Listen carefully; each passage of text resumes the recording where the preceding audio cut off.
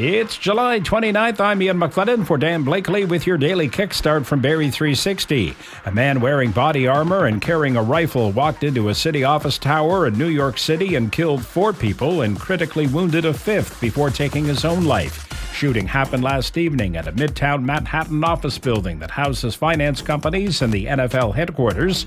The victims included an off-duty New York City police officer who was working a security detail. The officer was married with 2 young children, with a 3rd child on the way. The gunman is a 27-year-old from Las Vegas. Authorities say he had a documented mental health history, but his motive is unknown.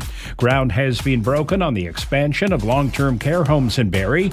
The Grove Park Home for Senior Citizens is upgrading 62 of its existing beds and adding 2 new beds, reaching a total of 145. The Village of Innis Landing project will see the redevelopment of the Coleman Care Center. 80 beds are being added for a total of 192 beds. Both care homes, part of the provincial government's commitment to build 58,000 new and upgraded long-term care beds in Ontario.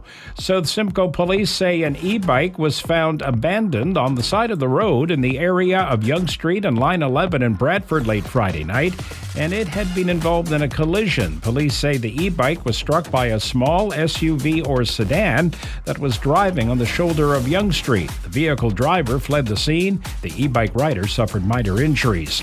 Israeli Prime Minister Benjamin Netanyahu says no one in Gaza is starving. U.S. President Donald Trump disagrees and notes the images emerging of emaciated people. Israel has moved to ease restrictions on aid entering Gaza and has paused military operations for 10 hours a day to allow aid delivery. United Nations report says 8 trucks are being unloaded by crowds before reaching their destinations. That's your morning kickstart for July 29th. We're back again this evening. Until then, remember, don't let the behavior of others destroy your inner peace.